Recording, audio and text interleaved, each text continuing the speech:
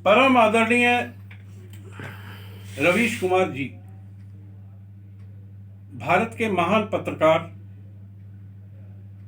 Award winner, NDTV के executive editor, आपको मेरा सादर प्रणाम, नमन, अभिनंदन।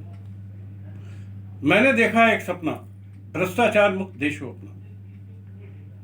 महोदय, मैं अजय टंडन, राष्ट्रीय अध्यक्ष ईमानदार भारतीय पार्टी, अधिवक्ता सुप्रीम कोर्ट, 40 साल से पूरी ईमानदारी और नैतिकता से वकालत कर रहा हूं। ना कभी एक पैसा गलत कमाया, ना कभी किसी को गलत कमाने दिया, ना कभी कमाऊंगा गलत और ना कभी किसी को गलत कमाने दूंगा।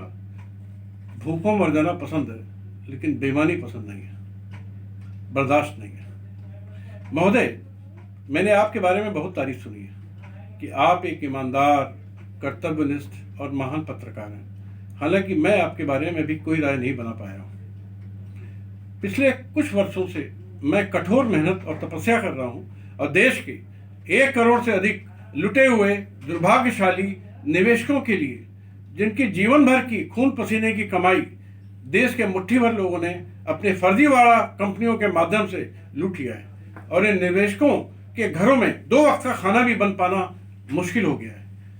इन लुटेरों के और इनकी कंपनी के नाम ऐसे हैं: केडी सिंह, राज्यसभा सदस्य 2010 से 2014, झारखंड मुक्त मोर्चा, एवं 2014 से 2020 राज्यसभा सदस्य, तृणमूल कांग्रेस, जिसने एलकेमिस के नाम से Alchemist Infra Realty Limited, Alchemist Township Limited, Alchemist Holding Limited जैसे 100 कंपनियां एलकेमिस के नाम से बनाकर 1 करोड़, भारत के 1 करोड़ लोगों से 1 लाख करोड़ से अधिक रुपया लूटा है। इनमें से मेरे पास 10,000 लोगों का विवरण है, जिनके लिए मैंने विधायक से लेकर मुख्यमंत्री तक साक्ष्यों सहित दर्जनों याचिकाएं भेज चुका हूं, और मुख्यमंत्री से लेकर प्रधानमंत्री तक, सारे देश के सारे मंत्रियों तक, सारे सांसदों तक, सारे विधायकों तक, सारे गवर्नर्स तक। लेकिन आज तक इन गरीबों का दर्द किसी के कानों में नहीं पड़ा। दर्द होता तो वे अवश्य कोई ना कोई कार्रवाई करते हैं। खाली इस बात का ढिंढोरा पीटते हैं कि वो गरीबों के लिए देश के बहुत बड़े बड़े काम करते हैं, लेकिन मेरे हिसाब से सही मामले में इस देश के 100 करोड़ से अधिक गरीबों की सुनने वाला कोई नहीं है। अनेक निवेशक आत्महत्या कर चुके हैं या अकाल मृत्यु को प्राप्त हो चुके हैं।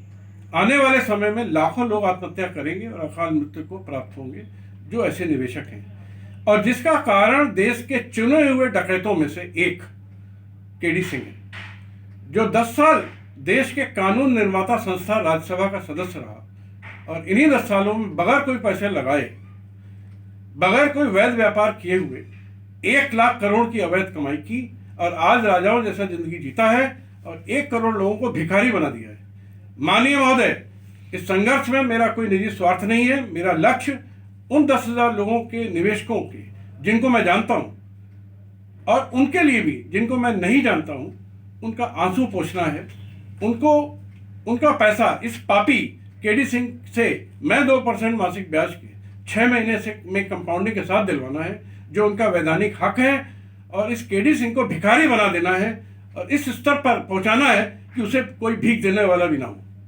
अतः केडी सिंह, अगर ये सुन रहे हो और पढ़ रहे हो, देख रहे हो, तो उस केडी सिंह पापी, मुझे तुझको चुनौती है कि तू मेरे आक्रमण से बच के दिखा दे। मेरी तरफ से महोदय, इस ग्रुप के अलावा देश में 5,000 ऐसी ही कंपनियां हैं, जिसका खुलासा मैं अगले वीडियो में करूंगा। महोदय, एक सवाल आपसे और आपके माध्यम से समस्त मीडिया से पूछना चाहता हूं कि कोई भी देश देशवासियों से बनता है। अगर देशवासी भूखे हैं, प्यासे हैं, दुखी हैं, तो ऐसे में मेरी मां भारती जिनकी ये सब संतानें हैं कैसे सुखी हो सकती है।